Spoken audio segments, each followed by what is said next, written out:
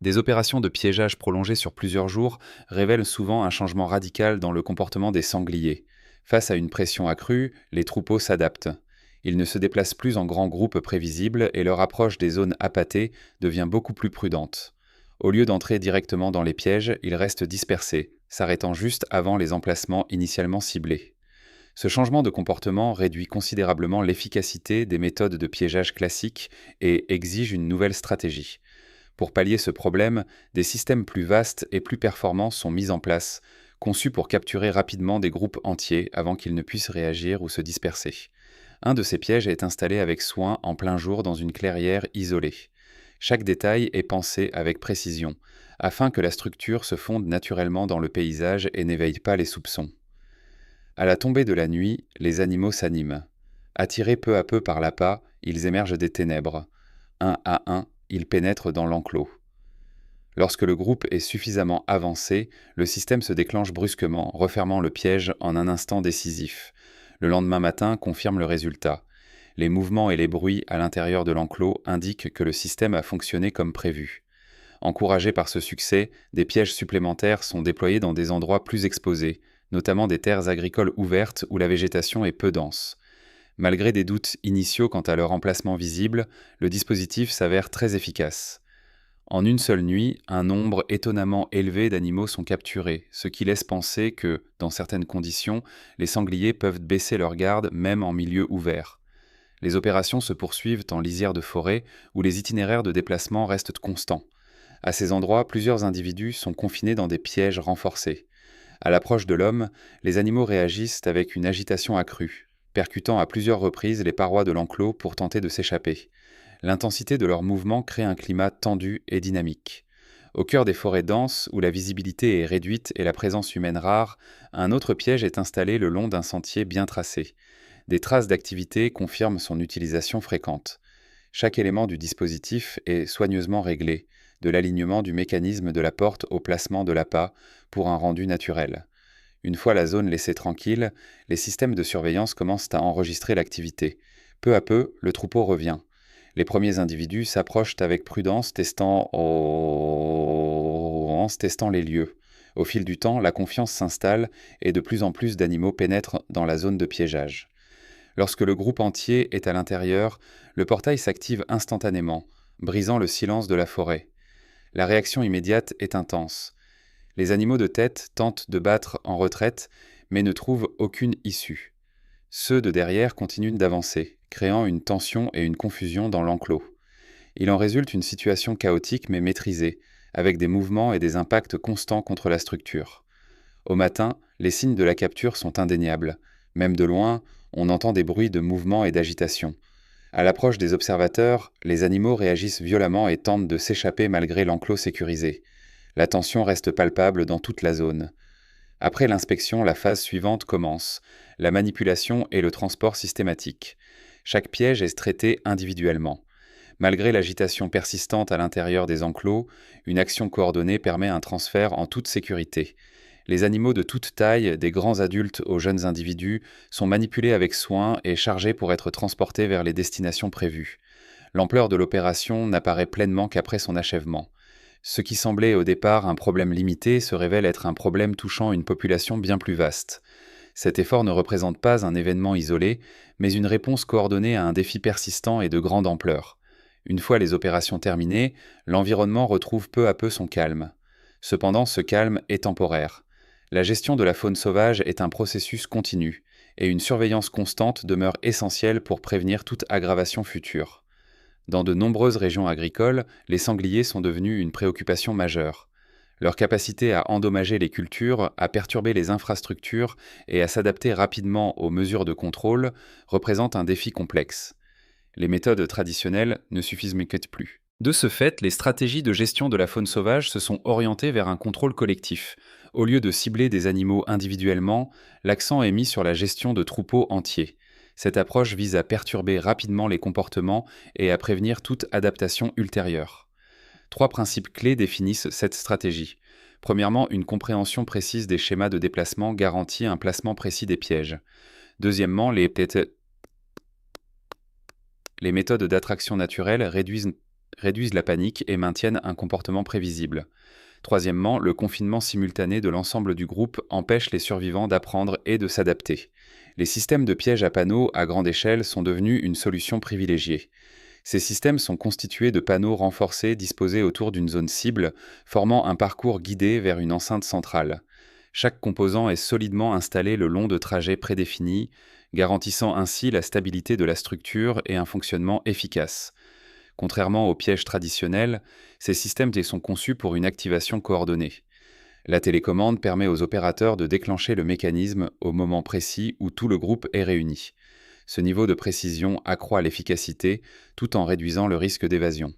Une fois la structure d'un système de piégeage à grande échelle achevée, des essais rigoureux s'imposent. Le mécanisme des portes et le système d'activation sont examinés en détail afin de garantir une réaction précise et immédiate. Toutes les portes doivent se fermer simultanément et suffisamment rapidement pour empêcher toute évasion. Cette phase d'essai est cruciale, car elle minimise les erreurs techniques et améliore considérablement l'efficacité globale de la capture. Contrairement aux méthodes de piégeage traditionnelles qui reposent essentiellement sur la force ou la rapidité d'intervention, ce système moderne fonctionne selon des principes comportementaux. Le piège est conçu non pas comme une menace, mais comme un environnement neutre où le troupeau peut se déplacer, se nourrir et interagir naturellement lors de visites répétées. Cette approche permet au système d'observer et d'enregistrer l'ensemble des comportements du groupe avant toute intervention. L'activation n'est pas déclenchée par la présence d'un seul animal. Le système attend que le groupe entier soit réuni, y compris les adultes dominants et les jeunes individus, et qu'aucun signe de prudence ne subsiste. À ce moment précis, le mécanisme s'active instantanément, ne laissant aucun temps de réaction ni aucune possibilité de fuite. Juste avant le déclenchement, la scène semble parfaitement calme. Le troupeau broute tranquillement, se déplaçant lentement sans manifester la moindre alerte. Puis, en une fraction de seconde, le portail se referme d'un mouvement net et sec. La transition est si soudaine que les animaux n'ont pas le temps de réagir avant que l'enclos ne soit complètement verrouillé. Cet effet de surprise et de timing garantit un confinement total.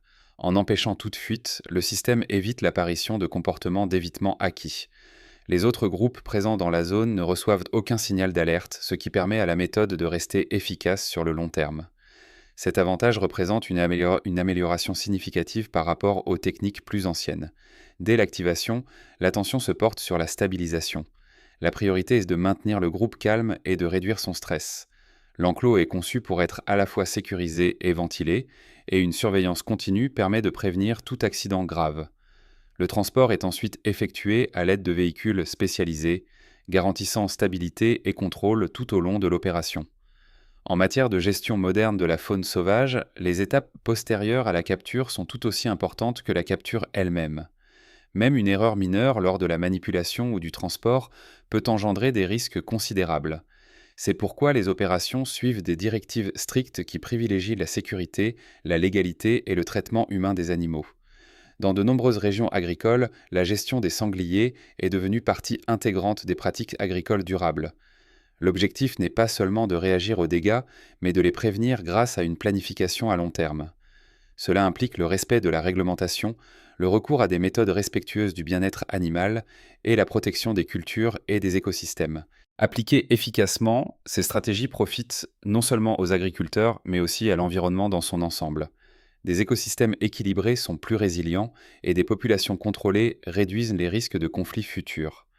Les solutions les plus efficaces sont celles qui respectent le comportement naturel des espèces plutôt que de tenter de le contraindre.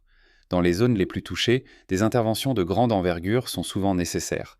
De vastes étendues de terres agricoles peuvent être endommagées quotidiennement, les récoltes détruites et les infrastructures perturbées. Dans de telles conditions, la survie de l'agriculture est gravement menacée. Pour y remédier, il faut recourir non pas à la force, mais à une coordination stratégique. Les systèmes de surveillance jouent un rôle essentiel dans ce processus. Des caméras placées à proximité des pièges fournissent des données en temps réel sur les déplacements des animaux. Des appâts spécifiques, combinant des odeurs fortes et des sources de nourriture familière, sont utilisés pour guider le troupeau vers des zones désignées. Durant la nuit, des groupes s'installent discrètement dans ces zones sans éveiller les soupçons. Une surveillance attentive se poursuit jusqu'à ce que le groupe soit entièrement à l'intérieur. Au moment opportun, le système est activé. Le portail se referme instantanément et l'enceinte est sécurisée. La réaction à l'intérieur du piège est immédiate et intense. Les animaux se déplacent rapidement et percutent la structure pour tenter de s'échapper. Cependant, la conception renforcée assure leur confinement. Avec le temps, leur énergie diminue et la situation se stabilise. La vérification est rapide. Des équipes se rendent sur place pour confirmer la capture. Des groupes entiers, y compris des individus de grande taille, sont souvent capturés en une seule opération. Ce niveau d'efficacité permet d'éviter des dégâts supplémentaires et de réduire la pression sur les terres agricoles environnantes. Les déplacements des animaux évoluent en fonction des conditions environnementales. Lorsque leur activité se déplace vers de nouvelles zones, des pièges supplémentaires sont déployés le long de ces itinéraires. Les sentiers étroits menant aux points d'eau ou aux aires d'alimentation deviennent des lieux clés. Des indices tels que des remaniements du sol permettent d'identifier ces nouveaux points chauds. La surveillance se poursuit et lorsqu'un autre groupe pénètre dans la zone de piégeage, la même procédure contrôlée est répétée. La précision du déclenchement reste essentielle. L'activation ne doit avoir lieu ni trop tôt ni trop tard afin de garantir un confinement total. Dans certains cas, il est possible de gérer plusieurs groupes en une seule nuit. Chaque opération réussie réduit la pression démographique globale et limite les risques de nouvelles destructions. Cette méthode privilégie la maîtrise par la planification plutôt que par la réaction. Dans les zones forestières où les grands individus restent souvent cachés pendant la journée, on utilise parfois des pièges à cages renforcés.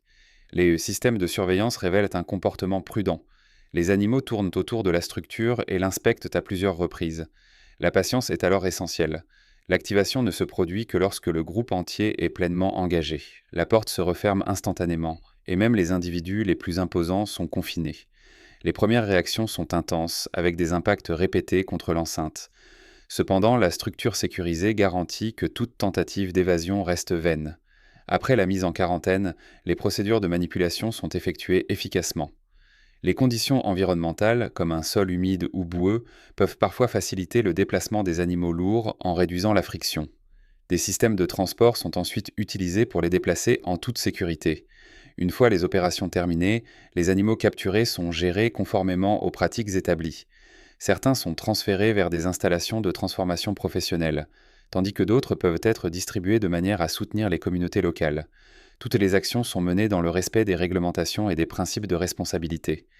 À l'issue de l'opération, la zone touchée retrouve progressivement son calme. Toutefois, la leçon principale demeure claire. Une gestion efficace des populations de sangliers ne repose pas uniquement sur le nombre. C'est un processus qui s'appuie sur l'observation, la patience et une intervention au moment opportun. Même de petites erreurs peuvent compromettre une opération entière. Mais lorsque chaque étape est parfaitement maîtrisée, les retombées vont bien au-delà du simple confinement. Les terres agricoles sont protégées et l'équilibre est rétabli. Ce qui commence par de légers signes de perturbation peut rapidement s'aggraver, soulignant ainsi l'importance d'une détection précoce et d'une intervention stratégique. En quelques semaines seulement, des signes épars de perturbation ont commencé à se relier. Ce qui apparaissait d'abord comme des marques isolées s'est peu à peu transformé en sentiers, puis en chemins bien définis. Ce schéma a révélé un changement crucial. Il ne s'agissait plus de l'activité d'un seul animal, mais de plusieurs groupes de sangliers sauvages qui avaient établi la zone comme lieu d'alimentation régulier. Si rien n'est fait, les conséquences iront bien au-delà de simples pertes de récoltes. Des récoltes entières pourraient être anéanties en une seule saison. En réponse, une opération de piégeage coordonnée a été déployée dans l'après-midi, ciblant plusieurs points stratégiques le long des itinéraires de déplacement connus des animaux plutôt qu'un seul site. À la tombée de la nuit, l'activité commença presque aussitôt. En une quinzaine de minutes, le premier groupe apparut. Les animaux se déplaçaient en formation serrée, composée d'individus de toute taille, avançant calmement et sans hésitation, comme s'ils connaissaient parfaitement le terrain. L'appât s'avéra efficace. Tête baissée, les animaux commencèrent à se nourrir tranquillement. Soudain, en un instant décisif, la porte du piège se referma. Le bruit métallique sec brisa le silence, suivi d'une agitation frénétique dans l'enclos. Les animaux se heurtèrent, tournèrent en rond et réagirent instinctivement, provoquant un bref mais intense moment de chaos. Avant que la situation ne se stabilise, un second piège situé à proximité s'est déclenché. Cette capture concernait un groupe plus important et plus lourd. Contrairement aux captures précédentes, les animaux pris au piège ont réagi collectivement, poussant à l'unisson. La structure a absorbé les impacts répétés, fléchissant sous la pression avant de se stabiliser à nouveau. Ceci a mis en évidence un principe opérationnel fondamental. La capture d'un groupe entier génère une force nettement supérieure à celle nécessaire pour capturer des animaux isolés. Sans un système suffisamment renforcé, le risque de rupture structurelle est réel. La surveillance s'est poursuivie toute la nuit. L'imagerie thermique a rapidement détecté un autre groupe déjà positionné à l'intérieur d'un piège séparé. Cependant, un individu adulte est resté à l'extérieur, observant attentivement. Ce comportement pose un dilemme. Attendre que chaque individu soit entré peut augmenter les chances de succès, mais cela accroît également le risque d'alerter le groupe. Dans ce cas précis, le système a été activé. Les individus à l'intérieur ont été mis en sécurité, tandis que l'animal, prudent à l'extérieur, a échappé à la capture. Ce résultat illustre une réalité importante. Aucun système de piégeage n'est parfait, et les évasions occasionnelles font partie intégrante du processus. Le lendemain soir confirma ce schéma. Vers le milieu de la soirée, un autre groupe s'approcha. Leur comportement avait changé. Leurs mouvements ralentirent, les pauses se firent plus fréquentes, et les animaux portèrent une attention accrue aux odeurs et à leur environnement. Il s'agit d'une réaction typique après une capture partielle. Malgré cette prudence, la faim finit par l'emporter sur les hésitations. Le groupe se détendant et commençant à se nourrir, le système se déclencha de nouveau. La première capture de la nuit fut un succès. Moins d'une heure plus tard, un nouveau groupe est arrivé à un piège placé en lisière de forêt. Cette fois, les différences visuelles étaient immédiatement perceptibles. Les variations de taille et de couleur du pelage suggéraient que plusieurs petits groupes avaient fusionné en une seule unité. Ce scénario présente un niveau de complexité plus élevé. En l'absence de comportement uniforme, chaque individu réagit différemment, ce qui rend le timing beaucoup plus crucial. Le système est resté inactif jusqu'à ce que la majorité du groupe soit entrée et installée. Au moment précis, l'activation se produisit. La porte se referma instantanément. À l'intérieur, la réaction fut immédiate et intense. Les animaux se précipitèrent vers les parois de l'enclos, exerçant une force combinée contre la structure. Sous une telle pression, l'intégrité de la structure devient le facteur déterminant entre la réussite et l'échec. Presque simultanément, un autre piège s'est déclenché à proximité. Les équipes sur le terrain sont intervenues rapidement, utilisant un éclairage contrôlé pour évaluer la situation. À l'intérieur des enclos, les animaux continuaient de se déplacer rapidement, tournant en rond, changeant de direction et se plaquant contre les angles. Ces mouvements ne sont pas aléatoires. Ils reflètent des tentatives instinctives de repérer les points faibles de l'enclos. C'est pourquoi l'inspection nocturne est essentielle, non seulement pour compter les animaux capturés, mais aussi pour garantir la sécurité du système en situation de stress. Le lendemain matin, la situation avait changé. Certains pièges contenaient des animaux supplémentaires, capturés plus tard dans la nuit. Leur énergie avait diminué. Les déplacements se poursuivaient, mais avec moins d'intensité. La fatigue avait commencé à remplacer la résistance initiale. À midi, la phase de transport a débuté. Chaque enclos a été minutieusement inspecté. Tous les points de verrouillage ont été sécurisés et le processus s'est poursuivi de manière contrôlée et méthodique. Les pièges ont ensuite été retirés des champs un à un, libérant ainsi la zone. Cette opération, qui s'est déroulée sur plusieurs jours, visait à prévenir d'importants dégâts agricoles. Elle a démontré qu'une gestion efficace des sangliers ne repose pas sur un événement ponctuel, mais sur un système continu d'observation, d'adaptation et d'exécution précise. Ces animaux adaptent constamment leur comportement en fonction des pressions qu'ils subissent. Par conséquent, les stratégies de régulation doivent évoluer au même rythme. Une simple erreur d'appréciation peut anéantir les progrès accomplis, tandis que des décisions prises au bon moment peuvent rétablir la stabilité à l'échelle d'un territoire. Le long d'une route très fréquentée du Texas, alors que le soleil se couchait sur des prairies arides, une exploitation agricole s'apprêtait à récolter. Après des mois de labeur incessant, les cultures étaient presque mûres, synonymes de revenus et de stabilité, indispensables à l'entretien des terres et au respect des obligations financières. Pourtant, sous cette apparente tranquillité, une menace grandissante se dessinait déjà au-delà des limites de la propriété. Un important groupe de sangliers sauvages avait pris le contrôle des broussailles environnantes. Soudain, une vingtaine d'individus ont envahi la propriété, ravageant pelouses et champs cultivés. Leurs dégâts ont été considérables.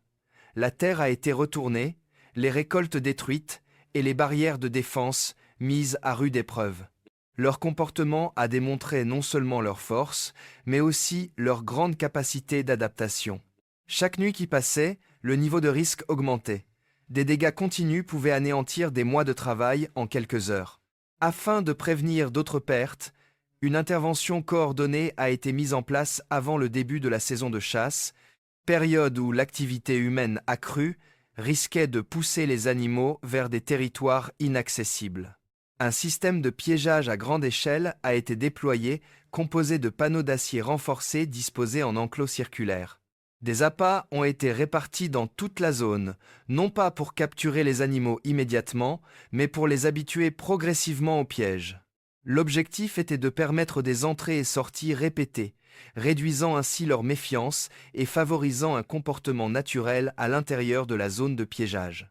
Cette phase exigeait de la patience, notamment pour surmonter la prudence des individus dominants menant le groupe.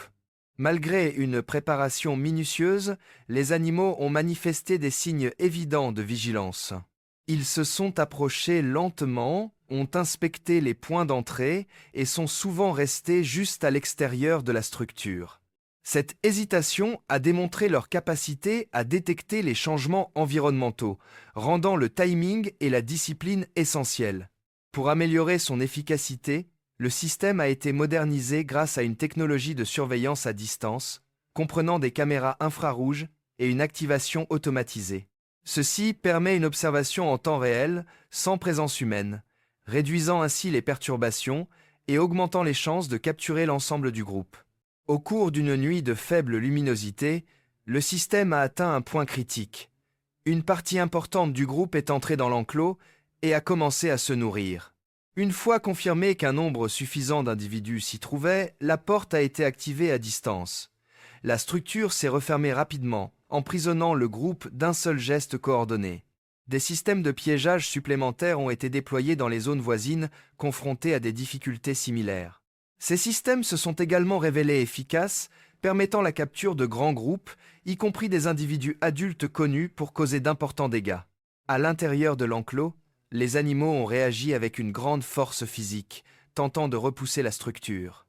Des matériaux renforcés et un ancrage solide ont permis de les contenir, mais la situation a nécessité une manipulation délicate en raison du stress accru et du confinement. Pour mener à bien l'opération en toute sécurité, une méthode de transfert contrôlé a été mise en œuvre. Un appât a permis de guider les animaux de l'enclos vers un véhicule de transport. Cette approche a réduit les confrontations directes et a permis un déplacement organisé. Une fois les animaux en sécurité, ils ont été transportés pour les étapes suivantes de leur transformation, contribuant ainsi à l'utilisation optimale des ressources et répondant aux besoins locaux. Le lendemain matin, le calme était revenu dans la région. Malgré des dégâts visibles, la menace immédiate avait disparu. Ce résultat a démontré comment la persévérance, associée à une planification structurée et aux technologies modernes, peut permettre de relever efficacement les défis complexes liés à la faune sauvage, tout en préservant les moyens de subsistance agricole. Dans un autre cas, des dégâts nocturnes répétés sur les terres agricoles indiquaient le retour d'un troupeau entier. L'ampleur des destructions a clairement démontré que les solutions à petite échelle ne seraient plus efficaces. Un système de capture global a donc été mis en place, conçu pour contenir un groupe entier en une seule opération plutôt que de cibler des individus. La mise en place a nécessité une étude minutieuse des traces et des schémas de déplacement observés sur plusieurs jours. Un mécanisme de barrière à déclenchement a été installé, suspendu et calibré pour réagir au moment précis requis. La précision était essentielle, car de tels systèmes ne laissent qu'une seule chance de succès. À la tombée de la nuit, l'activité s'est entièrement consacrée à la surveillance. Tous les réglages ayant été effectués au préalable, aucune autre intervention n'a été nécessaire. Le succès de l'opération reposait entièrement sur le timing, l'observation et la patience, jusqu'à ce que les conditions optimales soient réunies. Dans ces situations, une gestion efficace des populations de sangliers ne repose pas uniquement sur la force, elle s'appuie sur la compréhension de leur comportement, l'adaptation aux signaux environnementaux et la mise en œuvre d'interventions soigneusement planifiées qui privilégient à la fois l'efficacité et la durabilité à long terme. À l'approche de minuit, des mouvements commencèrent à émerger des ténèbres. un troupeau de sangliers apparut prudemment près d'un enclos soigneusement aménagé. Leur comportement laissait deviner qu'ils étaient conscients de la présence d'un élément inhabituel, mais les appâts placés à l'intérieur restaient trop tentants pour qu'ils y résistent. Un à un, les animaux s'approchèrent. Ils marquèrent une pause, observèrent et testèrent les lieux avant de pénétrer progressivement dans l'enclos. La tension monta à mesure que de plus en plus de membres du troupeau franchissaient la limite. Puis vint le moment critique. Les derniers animaux pénétrèrent à l'intérieur et, en quelques secondes, le système de confinement s'activa. Une lourde porte en acier se referma, scellant l'entrée et transformant un espace ouvert en un enclos contrôlé. La réaction fut immédiate. Le troupeau se mit soudain à s'agiter frénétiquement, cherchant une sortie et tentant de comprendre ce qui avait changé.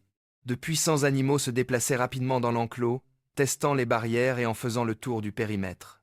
La poussière se soulevait du sol tandis que le groupe réagissait à cette situation inattendue. Malgré la tension du moment, la structure renforcée a parfaitement rempli sa fonction. Le système de confinement est resté étanche, démontrant ainsi l'importance d'une conception et d'une préparation adéquate dans les opérations de gestion de la faune sauvage. L'opération était pourtant loin d'être terminée. Le lendemain matin, alors que les équipes surveillaient encore le premier confinement réussi, une autre alerte a été déclenchée. Un deuxième point de contrôle avait été activé. Cette fois, tout s'est déroulé en plein jour. Sans l'ombre de l'obscurité, le comportement des animaux était plus clairement observable. Le troupeau restait actif dans l'enclos, se déplaçant sans cesse à l'intérieur, tout en cherchant une issue. Avant même que la situation ne se stabilise, une autre notification parvint. Un troisième dispositif de confinement avait été déclenché en moins de 24 heures. 3 points de contrôle distincts étaient devenus actifs coup sur coup. Les troupeaux responsables d'importants dégâts aux cultures et de perturbations répétées étaient désormais confinés en toute sécurité dans des structures dont la mise en place avait nécessité des semaines de planification et de préparation. Pour les zones agricoles voisines, l'impact fut immédiat. Les nuits devinrent plus calmes, les traces de dégâts commencèrent à disparaître. Les agriculteurs ne se réveillaient plus chaque matin, en s'attendant à découvrir de nouveaux dégâts dans leurs champs. Mais les gestionnaires de la faune expérimentés avaient bien compris une réalité essentielle. Le succès ne signifiait pas la fin du défi. L'opération avait certes rétabli la stabilité dans la zone, mais les sangliers sont des animaux très adaptables. La pression démographique, la disponibilité de nourriture et leur déplacement naturel impliquent que les efforts de gestion doivent se poursuivre. Ce qui avait été obtenu n'était pas une victoire définitive, mais une période de contrôle retrouvée. Cette leçon est devenue encore plus évidente lorsque des signes d'activité sont apparus près des zones résidentielles. Des traces fraîches croisaient des traces plus anciennes. L'herbe et le sol portaient des marques de passage répétées. Les sentiers fréquentés présentaient des signes évidents de perturbation. Ces indicateurs suggéraient que les sangliers commençaient à se rapprocher des lieux habités et fréquentés régulièrement par les humains. L'attente n'était plus envisageable. Cependant, plutôt que d'intervenir directement dans la zone la plus active, les spécialistes de la faune sauvage ont opté pour une solution plus stratégique. L'analyse des déplacements a révélé un corridor naturel que le troupeau emprunterait probablement lors de ses déplacements dans la région. Au lieu d'affronter les animaux sur les lieux des perturbations, un système de confinement a été mis en place à un point de passage habituel. Cette approche présentait plusieurs avantages. En ciblant un itinéraire naturellement emprunté par le troupeau, l'intervention pouvait se faire dans des conditions contrôlées. Les risques pour les riverains étaient réduits et les perturbations inutiles du voisinage évitées. La structure de confinement elle-même a été conçue pour paraître ouverte et rassurante. Son agencement favorisait les déplacements naturels tout en minimisant le stress et les perturbations soudaines. Ce principe de conception est devenu un élément important de la gestion moderne de la faune sauvage, car il améliore à la fois l'efficacité et la sécurité. La véritable valeur d'un tel système ne se mesure pas uniquement au nombre d'animaux contenus. Elle réside surtout dans le lieu et les modalités de confinement. Correctement positionné, l'enclos transforme un problème généralisé en un point de gestion clairement défini. Au lieu de laisser le risque se propager sur une vaste zone, l'activité se concentre en un lieu où elle peut être surveillée et gérée de manière responsable. Un autre facteur important a été l'impact sur la communauté. Le confinement s'est déroulé avec un minimum de perturbations. Il n'y a eu aucune gêne majeure pour les riverains, aucune activité inutile dans le quartier et aucune interruption des activités quotidiennes. À ce stade, le système de confinement avait une fonction plus large que celle de simplement retenir les animaux. Il s'agissait d'une mesure de sécurité soigneusement planifiée, conçue pour protéger les personnes et les biens. Une fois le confinement réussi, l'attention s'est portée sur la phase suivante de l'opération. Les spécialistes de la gestion de la faune sauvage reconnaissent que la présence d'animaux à proximité des zones résidentielles pendant de longues périodes peut engendrer des problèmes supplémentaires. Le bruit, les odeurs et la curiosité du public peuvent tous constituer de nouveaux défis. C'est pourquoi les plans de transport sont souvent élaborés avec le plus grand soin. Les itinéraires sont choisis de manière à éviter les zones densément peuplées et à minimiser les risques de perturbation. Chaque étape exige rigueur et souci du détail, car une simple erreur pourrait compromettre l'efficacité de l'ensemble de l'opération. Ce n'est qu'après avoir éloigné les animaux des zones résidentielles que l'attention s'est portée sur la gestion responsable des ressources. Cette étape met en lumière un aspect de la gestion de la faune sauvage souvent négligé. L'objectif n'est pas seulement de les contenir, mais aussi de garantir une gestion responsable et durable des ressources disponibles. Les procédés de transformation respectent des normes strictes d'hygiène et de sécurité alimentaire. Les matières premières sont inspectées, triées et préparées conformément aux directives établies. Chaque étape est conçue pour optimiser la sécurité, tout en minimisant le gaspillage. Cette approche reflète une philosophie plus large de gestion responsable de la faune sauvage, qui concilie protection de l'environnement, sécurité de la communauté et préservation des ressources. Le lendemain matin, le quartier avait retrouvé son calme. Les allées étaient désertes. Aucun signe d'activité nouvelle n'était visible. Les activités quotidiennes avaient repris leur cours normal. La plupart des habitants ignoraient que, quelques heures auparavant, une série de décisions soigneusement coordonnées avait permis d'éviter que le problème ne s'aggrave. Et c'est peu, être là, la leçon la plus importante. L'histoire ne s'arrête pas à la mise en place d'un système de confinement. Le véritable succès réside dans tout ce qui suit: la planification stratégique, la gestion responsable, la protection des communautés et les efforts constants pour maintenir un équilibre entre les activités humaines et les défis posés par les populations d'espèces sauvages envahissantes. Chaque étape d'une opération de contrôle des sangliers suit une chaîne de décisions structurées, depuis le positionnement adéquat et la maîtrise des risques jusqu'au transport rigoureux, à la manipulation en toute sécurité et à l'utilisation responsable des ressources. La prévention des dégâts importants ne repose pas uniquement sur la force, mais sur une séquence d'actions précises et opportunes, menée depuis la mise en place initiale du piège jusqu'à son utilisation finale. Dans une vaste région agricole, une équipe spécialisée dans la lutte contre les sangliers opère dans des conditions rigoureuses où la moindre erreur est inacceptable. Plus de 1000 hectares de terres cultivées ont été gravement touchés. Champs ravagés, systèmes d'irrigation endommagés, et jeunes cultures comme le maïs et le soja détruites en une seule nuit. À cette échelle, la situation est loin d'être anodine. Elle menace directement la survie de toute une récolte. Plutôt que de recourir à la force, l'approche repose sur une stratégie et une planification minutieuses.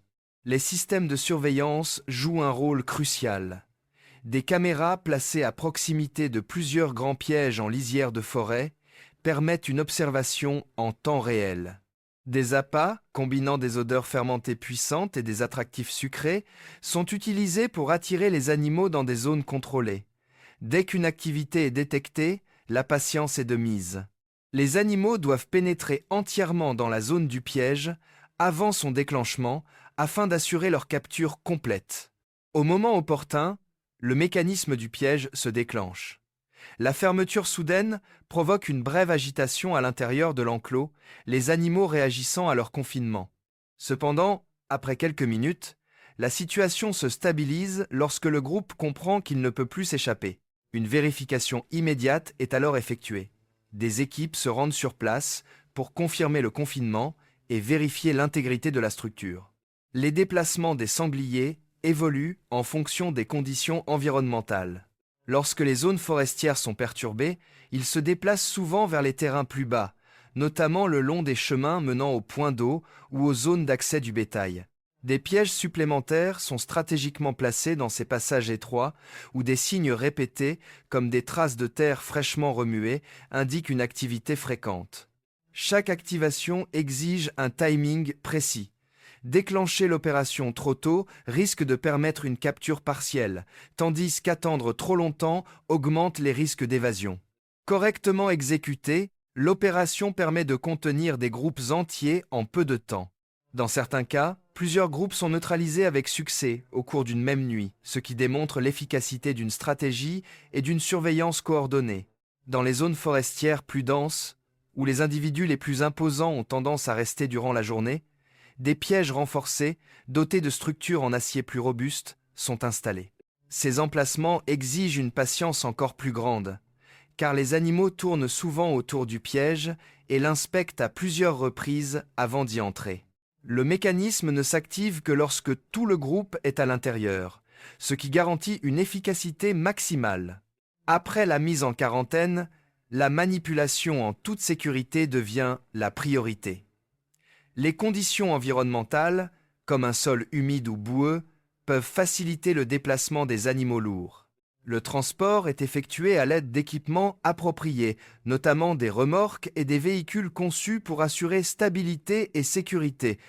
La dernière étape consiste en une utilisation responsable. Une partie des animaux capturés est envoyée à des abattoirs professionnels, tandis que l'autre est distribuée aux communautés locales, répondant ainsi à leurs besoins.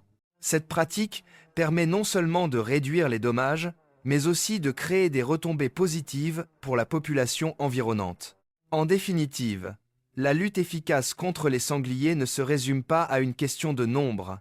C'est un processus rigoureux qui repose sur l'observation, la patience et une intervention au moment opportun.